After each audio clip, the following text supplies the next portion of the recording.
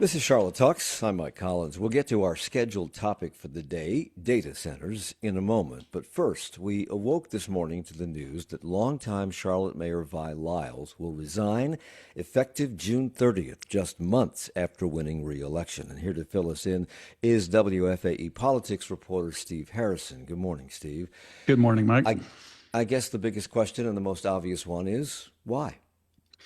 Yeah, the mayor, the news release that came from the mayor didn't really give a reason, but the backstory here is that it's a very sensitive topic, but it kind of revolves around the mayor's health and her ability to do the job. The mayor is 73. She is the second longest serving mayor in the city's history after Pat McCrory. And in recent months, years, the mayor has taken a step back in terms of the amount of time. For instance, zoning meetings happen once a month in the city of Charlotte. The mayor has not attended one in months. She speaks less in public. When she does speak, it's sometimes not as clear. There are good days, there are bad days. And so this has been something that I think behind the scenes in the city, there's been a realization for a while that the mayor probably would not make it to December 2027. I'm curious because you wrote an article yesterday in advance of this announcement that talked about all of the things that you just said and the speculation that she might not finish her term. And in fact, she had been asked that question and she said she would decide at a future time. And all of that came as a surprise to me. I mean, she used to make regular monthly visits to this program and stopped doing them several months ago, maybe 6, 7 months ago. And we kind of wondered why. Maybe this is part of that. But why hasn't this been more widely reported on? If council members knew, if reporters knew, why are we just hearing about this on the morning of her resignation? Yeah, I think that's a good question, Mike. I think that, like I said earlier, it's a sensitive topic. It's a difficult topic that it's hard for people to talk about. I had started as a reporter covering the city, started increasingly getting calls from just people in the community about the mayor, and people would ask, is she going to finish her term? And when I started getting enough of those calls, I started doing some reporting, and I spoke to her Monday before the council meeting and asked that question. I was like, look, this is a really hard thing to ask, but are you planning to finish your term? And then she was really very protected, didn't, kind of give a very vague answer. And then the police kind of escorted her away. So I also think back in the fall when we had this election, the big thing on the ballot was the transit tax. That took up a lot of time. And the mayor has also never really faced any competition in terms of during an election where it would become an issue and someone would talk about it. So it's just something that has slowly kind of crept in and happened. And then now we found ourselves in kind of a surprise moment. Have you noticed in your conversations with her or in your observations of her going about the business of government, any change in her demeanor, her behavior, her ability to answer questions? Have you noticed that? Yeah, absolutely. The mayor during council meetings can struggle sometimes to follow what's happening. Sometimes needs some assistance. Now, to be fair, council meetings can devolve into like craziness with like motions and counter motions. It can be very difficult, but the mayor can attend events and be on script and nail it and really do a great job. But there are other times when it goes off script and that she does struggle to kind of articulate a clear vision of what's going on. This happened recently this year, the Center City Vision Awards uptown was one where I heard a lot of people, I got a lot of calls about the mayor and her performance then. But Mike, I'll just back up for a minute and just say, we're talking about this. There are a few people in the city who have given as much to Charlotte as Vi Lyles. She's been mayor. This is her 5th term. She worked for the city basically her entire career in the budget office and then became assistant city manager. Like basically her whole life has been in public service to this city. Um, Obviously, we've been talking about the speculation of whether she would continue in this term or not, and suddenly she's made that decision. Was there a moment, an event, an occurrence? Do we know that she decided, okay, now it's the time? What I understand is that there had been kind of a plan in the works for several weeks, perhaps months, to come up with some sort of transition plan. That's what I've heard. But then voices in the community, I think, started growing a little louder. Perhaps that sped it up. And then I spoke to her about it on Monday and told the city we were going to kind of write a story about this on Wednesday. And I think that that was part of why we're talking about this week. But I think regardless, we were going to be talking about this at some point this year. So this is not the first time that a Charlotte mayor has left office prior to the expiration of their term. It happened with Mr. Cannon. It happened with Mr. Fox. What happens next? How does this work? Yeah, so city council has to come together and vote on an interim mayor. And you're going to need to get to 6 votes for that person. I think it's probably going to be someone who is not currently serving because there's going to be an election in 2027, and everyone kind of assumed it was going to be an open race already. So I don't think anyone who is possibly going to run is going to get 6 votes. So you hear names thrown out like Malcolm Coley, um, Keith Cockrell. I think it will probably be someone from the outside. I don't know. I mean, that happened before. After Patrick Cannon resigned, the council brought in State Senator Dan Clodfelter. So there's Right. precedent there. And it has to be a Democrat by state law. Is that correct? That's right. Any thoughts? I know this is early, and we have a lot of time to reflect on this. But as you point out, she's the second longest serving mayor in Charlotte history. What do you think she will be most remembered for? I think I think there's kind of like 3 parts of her legacy. I think we talked about this transportation tax earlier that she spent years working on to get across the finish line. I mean, really a long time, probably going back before, I mean, really probably since the start of her tenure in 2018 that city has been working to get this over the finish line, and she finally did it in November 2025. I think she has made a huge commitment toward more money for affordable housing. That's something that is just very important to her on a personal level. And then she started post pandemic the Mayor's Racial Equity Initiative, that $250 million public-private partnership. I think those are kind of the 3 big pieces of the stool, so to speak. Steve Harrison is WFAE's political reporter, updating us on news that broke earlier this morning that Mayor Vi Lyles, Charlotte's second longest serving mayor, has decided to resign and will step down at the end of June. Thanks, Steve, for your time. I appreciate it. Thanks, Mike. Data centers is our topic today. They've become a major topic of conversation among neighbors, planners, and politicians. They seem innocuous enough. They're usually nondescript, if large buildings housing servers and networking equipment. They are the computers that run applications, store data, and serve as the backbone of modern commerce and communications. They're supposed to operate invisibly in the background. So why have they become controversial? Here's how Antoinette Mingo expressed her feelings about a data center proposed for her neighborhood when she spoke with WBTV. Demand for electricity, which they require a lot of, that's going to cause me to pay a lot more for utilities, to include water. And when I think about the drought situation we're in now, what would have happened if we had that monstrosity online right now? Governor Josh Stein has questioned tax breaks for data centers, and Charlotte City Council's Dimple Ajmera has called for a temporary pause on any new projects near residential areas and is asking for public hearings.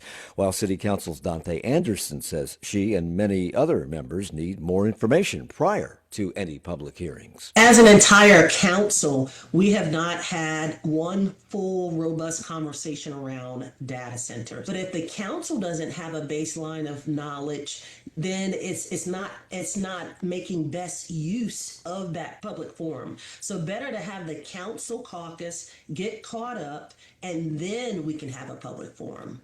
So these places are popping up everywhere with more on the way, and the Charlotte region is apparently a very attractive location for them. We're going to find out why, talk about their environmental impact, their thirst for water and for power, and what that may mean for your electricity bill and more. We're joined by Charlotte City Council at-large member Dimple Ajmera. She is here with Nick Jimenez, senior attorney for the Southern Environmental Law Center, and in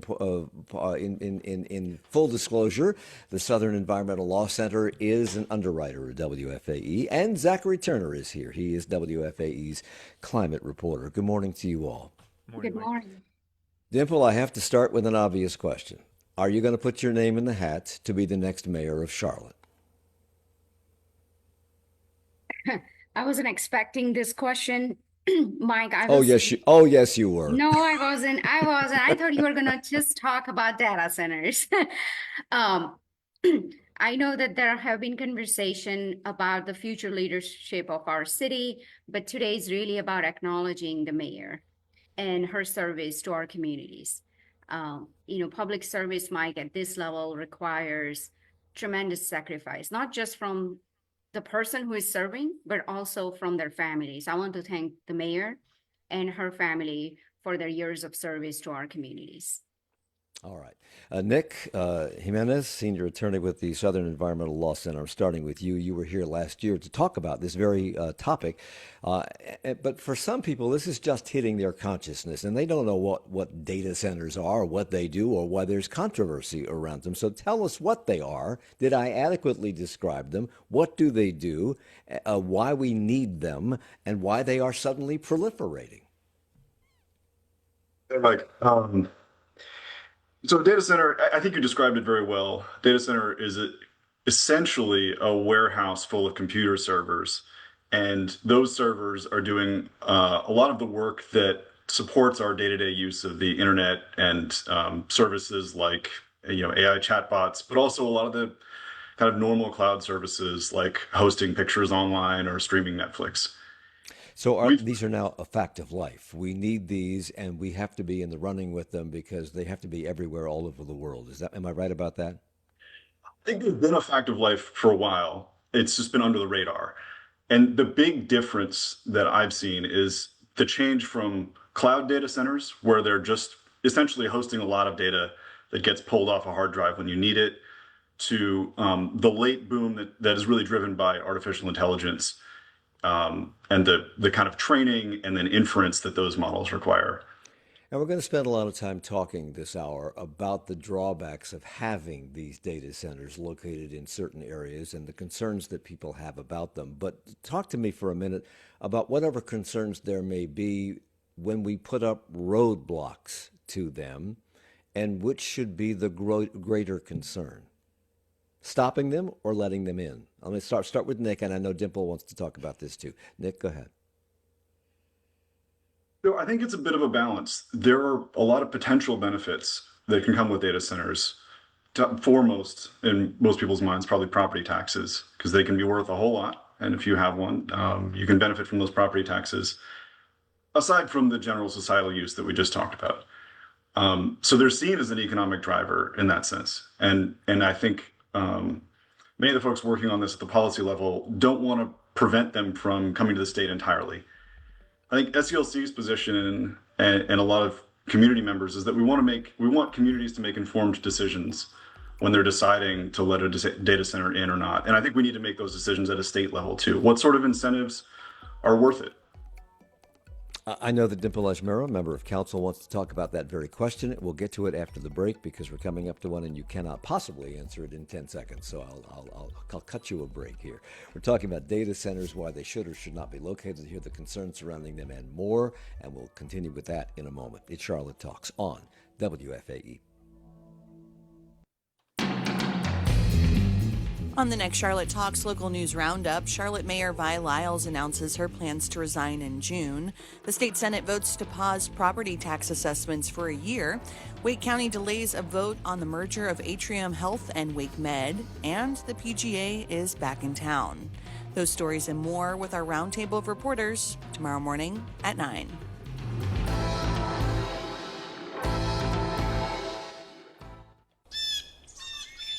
I'm Robin Young, just ahead of birding's big day when you can help crowdsource sightings for the Cornell Lab of Ornithology. We'll pay a visit, including to the bird feeder cam. Are people watching you do this? Yes. So I'm always a little self-conscious. Oh, wait, I have to. Hi, I'm on the camera. Next time, here and now. Join us for Here and Now later today at noon on 90.7 WFAE. Support comes from WFAE listeners and Via Health Partners, now providing home-based primary care to patients living with serious and chronic illnesses. Via's focus is to provide personalized care in the comfort of one's home. More at viahp.org. And Celtic Throne 2, an epic journey exploring the ancient origins of Ireland through a cinematic fusion of Irish dance, theater, and music. June 14th at Night Theater. Tickets at blumenthalarts.org. It's Charlotte Talks on Listener Funded 90.7 WFAE and WFHE. I'm Mike Collins. We're talking about data centers this morning with Zach Turner, our climate reporter for WFAE News, Nick Jimenez, senior attorney with the Southern Environmental Law Center, and Dimple Ajmera, at-large member of Charlotte City Council. And Dimple, I know you wanted to chime in on the question I just asked Nick, and that is which is the more important, putting up roadblocks, and which is the more the detrimental, putting up roadblocks or allowing these centers in? So, Mike, this is not about being anti-growth or anti-business or anti-AI. This is about protecting our communities, protecting our families, and protecting neighborhoods, and making sure that our city grows responsibly. So I call for a 90-day pause so Charlotte can put some guardrails in place, because currently it's wild, wild west. Because we need to ensure that these facilities operate within certain guardrails. Right now, Mike, data centers can go by right in 9 zoning districts, including mixed-use areas and even uptown core, which means when they go by right, they do not need community input, they do not need council approval. And that should concern everyone, because this is not about anti-growth, this is about growth being responsible. And we need to make sure that we are growing responsibly. We are not just growing at any cost. And so you and other members of council have asked for public hearings on this before major decisions are made. But last week at council, Charlotte Mayor Vi Lyles cast the deciding tie-breaking vote not to hold those hearings for now. Do you understand why? I do not. Because currently data centers can go by right in 9 zoning districts with no community input and no council approval. When you do not know something about something, or when you do not have enough information, we put a pause. And that's what I'm asking. Let's put a pause till we learn more about the impact and till we develop protections in place for our communities. At the beginning of this segment, you heard fellow council member Dante Anderson express a desire to have more information about these centers before any public hearings can be held. And yet, as you pointed out in another cut that I didn't play, we've been talking about this, on council have been talking about this for 2.5 years, and yet there's no decision, and you call that unacceptable. Have you been talking about it in a vacuum? Have you been talking about it without the information that you need to make decisions? What's that all about? So, Mike, I need to make sure that I give credit to Councilmember Mayfield. She was the first one to sound an alarm on this issue. She raised concerns back in 2023 when we had a data center rezoning in front of us. She asked about the impact to our communities, followed by Councilmember Johnson, who has had several conversations with the subject matter experts on this specific topic, as well as our planning staff. So there have been conversations that's been taking place. So this is not something new. Cities across the nation and across the state have taken steps to protect their communities. And when you do not know something about it, all we are saying is that let public hearing take place while you are researching the issue. It's not either or. You can still learn more about it, and you can still allow public hearing. Public hearing allows us to hear from the community, and it is the first legal step that is needed to put a pause. What would you expect to hear from the public in these open forums about these centers? And if, as council members, some on council feel they don't have enough information to hold the public hearings, why would you expect that what you're hearing from the public would be well informed? Well, the public hearing is the first legal step for us to put a pause till we develop some guardrails around data centers. And when we talk about what we will hear from public, this gives an opportunity to hear from residents who are currently residing next to data centers. In fact, I want to share a story of our neighbor. It's a heartfelt story that we heard from a resident who is actually my neighbor named Gustavo, who lives in Far East near one of the proposed data centers in Far East. He's raising a child with autism, and he talked about the fear of constant 24/7 humming noise from cooling systems and backup generators. And as a parent, that stays with you because this conversation is no longer hypothetical. This is about children, this is about health, and this is about quality of life for our residents. We have residents worried about air quality, water usage, noise, and whether their neighborhood will change drastically forever. And these concerns deserve respect and not dismissal. And that's why I called for a public hearing. And that's the first step that we need, that is legally needed for us to put a pause till we develop regulations. Our planning staff has told us that it's going to take for them anywhere between 3 to 6 months to put regulations in place. So currently it's wild, wild west because, as I mentioned earlier, data centers can currently go by right in 9 zoning districts, including uptown core and mixed use communities. And that is a concern that I hear from our residents. Okay, Zach, these are big boxes, not a lot of windows, not a lot of employees. Evidently, they do make noise, and there are water and electric power usage concerns that we will talk about as we go through this. But are they, as an environmental reporter, are they any more concerning to you than putting a big box store in, or putting a shopping center in, or an office park? Are they any worse? That's a good question. I think the answer really depends on the type of data center, because in Charlotte, we already have several. I was able to verify at least 7 operating in Charlotte, but depending on what source you're looking at, there's one map that shows over 40 data centers in the Charlotte area. If it's a larger data center, like powering all of these servers, as Nick said, these are basically server farms. They can be in a warehouse. They can be in a kind of building you would see in a regular business park, looking fairly innocuous. But keeping them cool and utilizing those servers uses a lot of energy and water, which is what I, as an environmental reporter, I'm primarily looking at. In North Carolina, data from the Electric Power and Research Institute shows that data centers currently consume around 2.5 to 3% of the energy produced in North Carolina.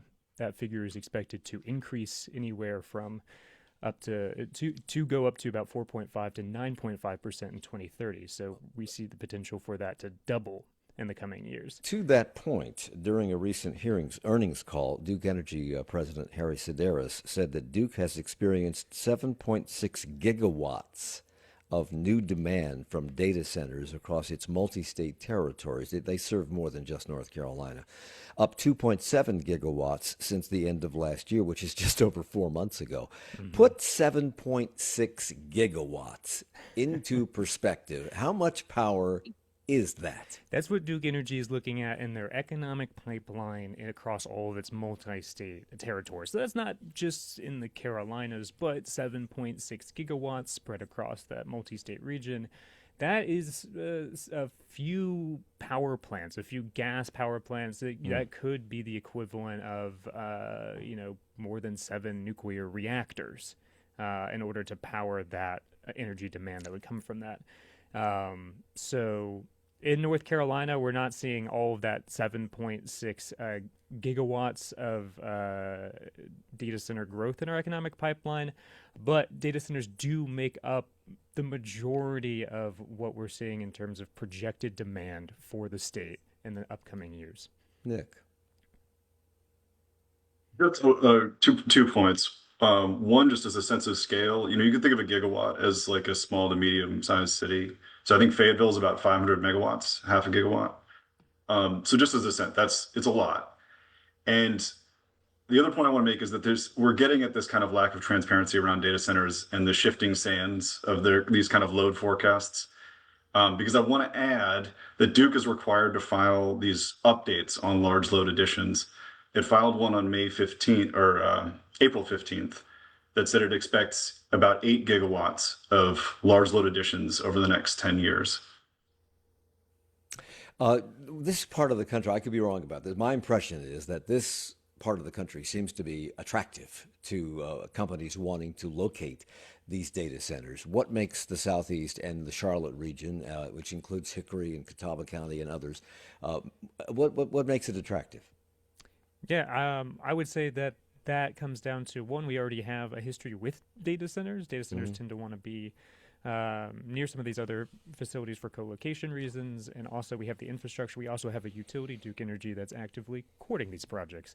They want data centers to come here so that they can build out the infrastructure to support these projects. That's how Duke Energy earns its money, and they make this argument that having these data centers, having more of these large load customers that are using all of these megawatt hours every year, would spread out the cost of that utility infrastructure. And they argued that this would bring rates down for everybody, but that's if these projects materialize and the amount of demand that they forecast actually comes to the Carolinas.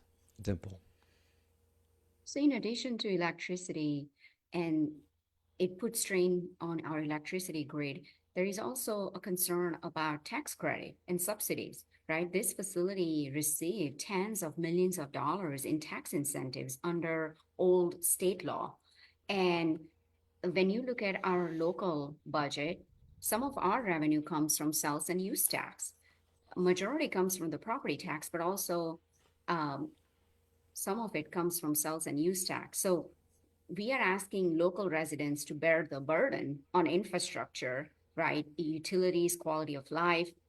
Governor Josh Stein and his team had published a number where they said that growing cost of this incentives is anywhere between $45 to $60 million a year. And as communities evaluate whether these public benefits truly outweigh the long-term impacts, and that's what we also need to consider locally as well as statewide. Harry Sedaris, who's the president of Duke Energy, also said that Duke Energy has been collaborating with local governments to attract data centers to its territories. Have they been in conversation, Dimple, with the city of Charlotte, with the Mecklenburg County, with other surrounding areas?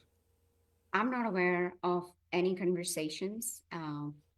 They haven't reached out to me, but that doesn't mean they haven't had any conversations with city staff. You mentioned tax breaks. Governor Josh Stein wants to eliminate tax breaks for data That's right. centers. Why are they available to them? These are not locations that employ or bring a lot of employment to an area. In fact, it's just a big building with a bunch of servers in it and maybe a couple of IT guys who come in to make sure the power's still on, as I understand it. So why would they get tax breaks? That's correct. And that's a question that even I have, because ultimately we are subsidizing. They're getting city services, but they're being subsidized at the expense of our communities. And I agree with Governor Josh Stein. Why are they getting benefits? And I know this is an older state law, and I'm sure there will be some traction on this issue because this is not a partisan issue. This issue is something that cuts across party lines. We have seen communities like Rowan County, Apex, even Durham. I mean, you can see a broad spectrum. Municipalities have taken a step to protect their communities by putting a pause on data centers, temporary pause. Zach. Yeah, I think the year was 2006 when that budget law was passed that eliminated the sales tax for data centers, so they're not paying that sales tax on their electricity. Um, and this was a time when North Carolina, I believe, wanted to attract data centers to the state. We had towns like Lenore that received Google. This is like, I think Lenore and Forest City, these are some of the first sort of like East Coast ambassadors of some of these West Coast big tech companies, and they're very proud of being the landing site for some of these big name tech companies. And Nick, when you were on the program in October, we had somebody on from that area who was very excited about the location of these data centers and what they anticipated they would do for the local economy. Apple, Google, Facebook, Microsoft were among the companies at the time seeking approval to locate in this region and in Catawba County. Some of them have put those plans on hold, but some regions seem to be really friendly, welcoming these facilities, while others, like Charlotte, are going, whoa, let's take a break. Let's take a break. Why? For those localities, I think it has to do with property taxes. I think when you see an entity, valued so highly, or a facility valued so highly, it's going to redound to the property tax base, even if it doesn't bring terribly many jobs. Some of them more than others. And if they're kind of designed carefully and out of the way, they can be pretty innocuous. I don't think that's necessarily what we're seeing now. That's why people are concerned, because there's this kind of flood driven by AI again, and by a lot of that. All of that hype is driving a lot of third-party data center developers. So you listed a bunch of kind of name brand companies that would be the end users of data centers. Right now, the vast majority in North Carolina are proposed and developed by third parties that are kind of developing, they call it like a powered box. We're going to get the box, we're going to get power to it. You put the servers in it, then we're going to flip it to you and make a bunch of money. And there's almost like a land speculation feel to it. That's not necessarily a recipe for the innocuous data center that's going to support tax base. We keep hearing about property taxes that these facilities will pay to cities and counties, et cetera. And we're in a situation, Dimple, right now where both, I think, the city and the county are contemplating raising property taxes. And we've had this flight from commercial property, a lot of vacancies, which has put the burden of property taxes on residential property taxpayers and not commercial taxpayers. Why wouldn't we welcome with open arms these data centers that will increase our property tax base and maybe take some of the pressure off residents? Well, Mike, it's not that simple, because our local revenue comes from property tax as well as sales and use tax. As Zach mentioned earlier, that some of these facilities under the old state law, they are getting subsidies, which means lower revenue for us too. So families are being asked to pay more.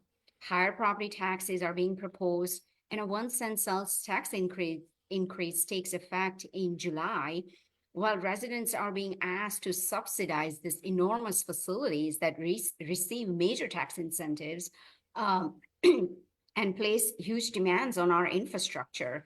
We need to ask why. Because yes, we might get higher property tax revenue, but then we are also subsidizing them on a sales tax and use tax, which we also get from the state. So I think the question is about fairness. Are they really paying their fair share? And that should be part of the conversation when we put a pause, and that should be part of the question. The growth should pay its own way. The other part of the conversation is their impact or potential impact on the environment, and we will talk about those concerns in just a moment when we come back. In Charlotte Talks on WFAE.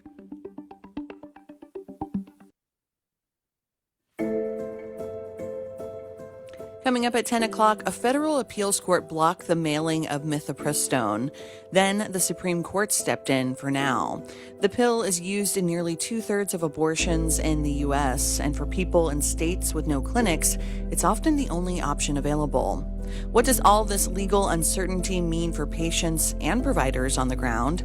We take a look at the stakes next time on 1A, coming up at 10 o'clock, right here on 90.7 WFAE.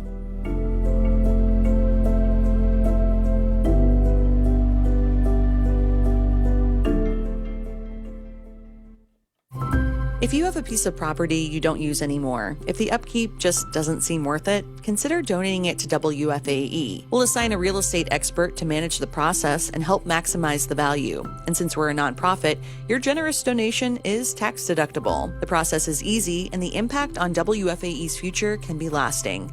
That land or real estate you no longer need can become a powerful way to support the programs you love. Learn more at WFAE.org/real estate. Support comes from WFAE listeners and Gibbons Aldersgate, a 230-acre not-for-profit life plan community surrounded by nature with new residential homes for active adults 55 and older in Charlotte. GibbonsAldersgate.org. It's Charlotte Talks on WFAE and WFAE.org. I'm Mike Collins. We're talking about data centers and the concerns surrounding them, the pluses and minuses, with Zachary Turner, our climate reporter here at WFAE News. Dimple Ajmera is an at-large member of Charlotte City Council who has called for a moratorium while we process some information about these data centers. And Nick Jimenez is with us. He's a senior attorney with the Southern Environmental Law Center. Nick, one of the big concerns about that has been swirling around these data centers is that they ultimately increase the power bills for residential customers. From what other people around the country where these places have proliferated, how much of an increase do the presence of these centers result in usually? It's a great question, but it's a hard one to answer because the boom that we're seeing in data centers right now is new. And it takes time for the costs that they're going to cause the system and the utility to incur to get rolled into rates and for everyone to see that. So you're seeing a little of it in Virginia, where we've had the largest data center cluster in the world for some years. I couldn't give you a percent from Virginia. The increase in bills that we've seen recently is actually from the cost of methane gas to fuel power plants. There was a recent report from Lawrence Berkeley Lab, far and away number one cause. And a lot of the number two cause that we've been seeing in the state is the distribution grid, kind of keeping those poles and wires up and hardening them against storms, against disasters that, ironically enough, are often climate driven. We've been hearing for years now about how antiquated America's electrical grid is and how vulnerable it is. Can the grid, as it stands, handle the influx of these power-hungry data centers without a major upgrade, without adding additional power generation capacity? And what kind of upgrades to the grid and to local power delivery systems are needed? You want to chime in on that, Zach? Did you put your hand up? I was thinking about, from the local side of things, you need to add new distribution lines, or I guess in this case, transmission lines and substations. These are some of the localized costs that, in general, data centers are paying for in an agreement that they have with utilities. But talking about the energy generation resources, I think that's the bigger question about whether or not the grid, as it stands with all of the natural gas, the coal, the solar, the nuclear reactors that we have on the grid right now, there are some studies that say that we could handle significant data center growth with the current grid that we have, as long as these facilities are able to curtail or use energy during a few key hours out of the year. And these are some provisions that Duke Energy has looked at and is implemented more recently into contracts that they're making with new data centers. But whether or not that's been implemented or reflected in their load forecasts, because that would have a significant impact on the amount of projected demand during some of those key hours in the year, remains to be seen. And I think Nick would probably have a more updated look at that. Nick? I'm so glad you brought up the data center flexibility point, Zach. So under business as usual, yes, we would build a lot of stuff to serve them. You put a gigawatt data center somewhere, as Zach said, you're going to need to build transmission and distribution infrastructure, maybe just transmission to serve it. And for all of that load, when they say they need to be up 99.999% of the time, the default would be to build a new power plant to serve them.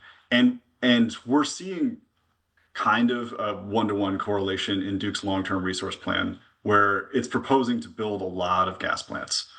So that's kind of what would happen under business as usual. I know, as Zach mentioned, Duke has included some curtailment provisions in its contracts. We think you really need a tariff that applies to all of these. And I can tell you more about what that is, but it's a special rate that essentially says these kind of customers are liable to cause certain costs for the system, and we need to make sure they pay them. And we need to make sure that they stay around and pay them. So there's collateral, there are exit fees, there are a lot of protections for the rest of us.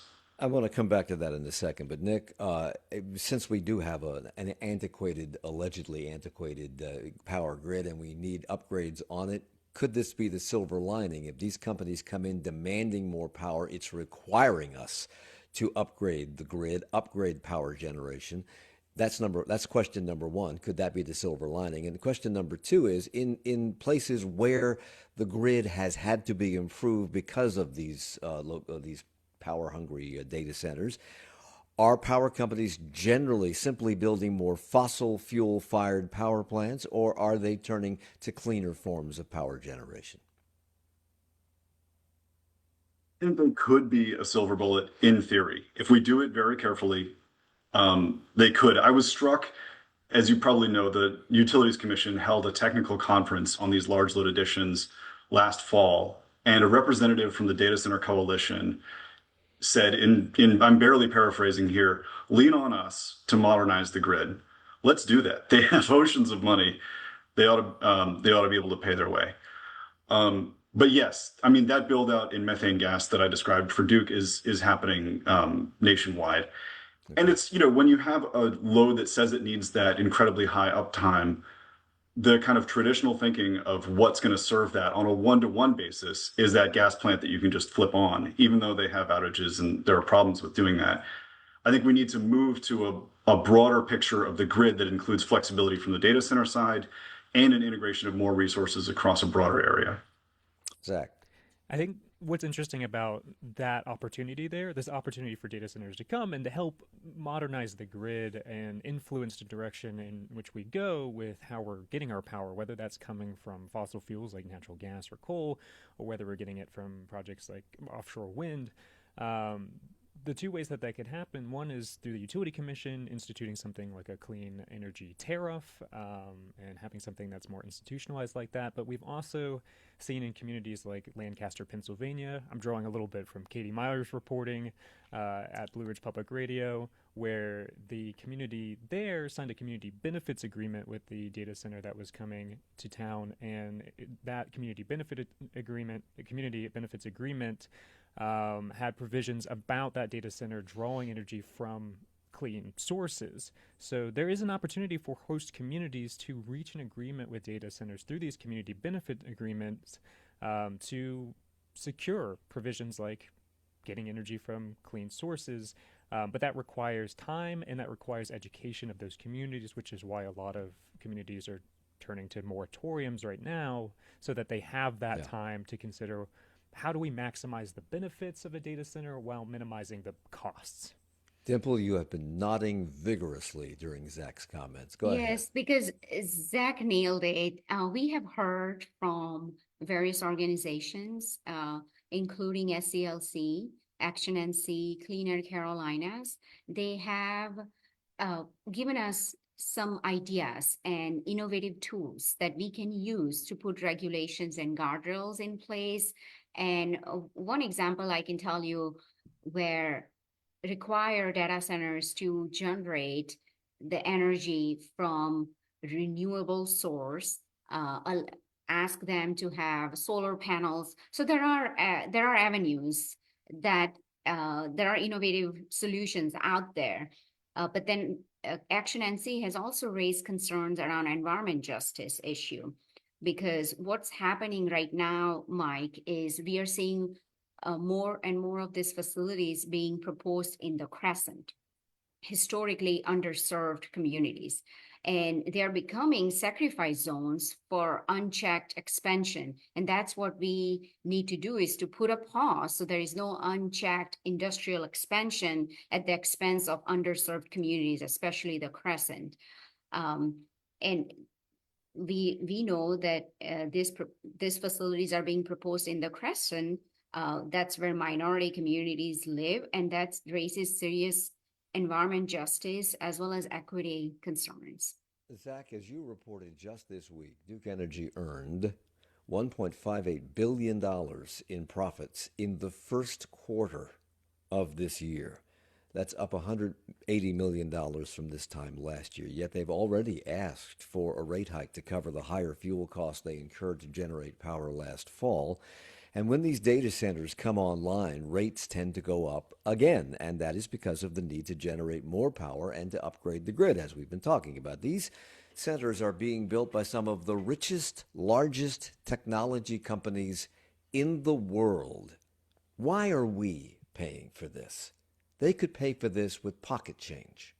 Yeah, absolutely. I think that's the question. That's the conversation that we're having right now in the Utility Commission. That's what a lot of these questions surrounding community benefits agreements or power purchase agreements are centered on. But as of right now, we haven't started to really see these costs that we're seeing with the fuel costs adjustments and next year's potential rate hike. This is before any of these AI data centers have come to North Carolina. These are the costs that we're already seeing from existing upgrades to our infrastructure. We haven't yet even seen the cost of the proposed infrastructure plans that Duke has put forth with the Utility Commission this year. Nick, another concern we hear a lot about when we talk about these data centers is how much water they consume for cooling. The U.S. data centers consumed over 17 billion gallons of water in 2023.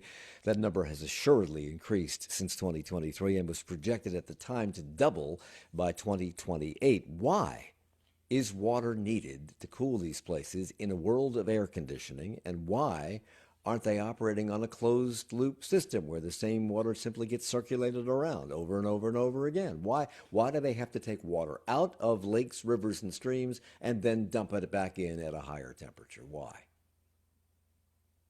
The short answer is that the chips that they're using, at least for these AI data centers, get very hot when they're doing their work.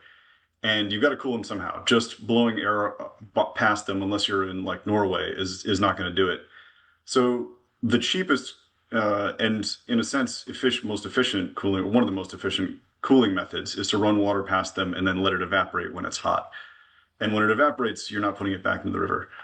You can do closed loop like you just described. That's one of the cooling methods. And I know Zach has covered this in some detail, but it costs more to build. It that way. Dimple, they've been taking water out. The typical data center uses about 300,000 gallons of water a day. That's enough to serve 1,000 homes. What has Charlotte Water, we're in a drought, what has Charlotte Water had to say about these data centers and their demand for water? Yes, I have had several conversations with the head of Charlotte Water, Angela Charles, and she walked me through how there are facilities that have closed loop systems and there are other facilities that they are negotiating with. But again, we don't have a framework, and that's what we need a pause for to develop this framework, because currently we are in stage 2 drought, the first time in 17 years where we are asking residents to conserve water. So it's reasonable to ask whether this massive facilities should face the stronger review too. And that would be part of the pause. So when we put a pause, we need, at the same time, we need to work on accomplishing all of these items and answering questions around water, electricity, quality of life, noise, all of those questions, because this is an emerging use. There is not a lot of information out there. We do not know about the impact, whether these facilities generate PFAS, all of these questions. There are so many questions, but until we put a pause, they are allowed by right. So once they are allowed and approved by right and built, there is no undo button. And that's what keeps me up at night.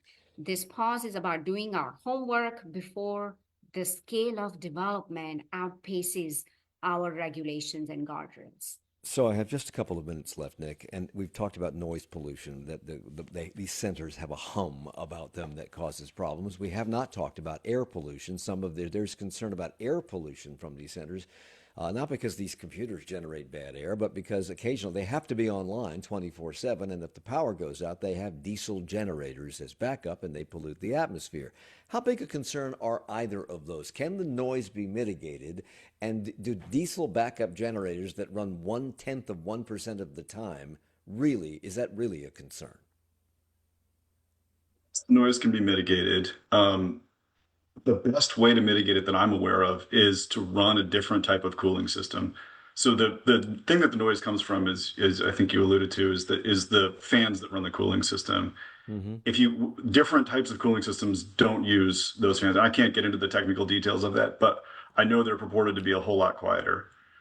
In terms of the backup generation, yes, they many of them say they need near complete uptime.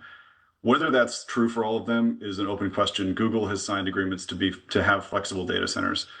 But assuming that's true, they say, yeah, if the grid goes down, we need to be able to flip a switch and have generation. And a lot of them, what that means for them is fleets of diesel generators. I'm aware of one data center that's being worked on in North Carolina that has 500 some diesel generators. Those can be, cleaned up some, but there's really no way to run those that's not going to impact local air. We spoken about a lot of the concerns surrounding these, Dimple. Do you see any positives from these data centers? And I only have a minute left. I don't, but at the same time, I want to say that we can embrace innovation while still protecting neighborhoods. This is not about us trying to stop progress. It's just about getting it right. And if you're successful in getting the moratorium or the pause that you want, how long would that pause be, and what do you see as the accomplishment? Because the pause would have to be, you'd have to come up with regulations at the end That's of it, right. right?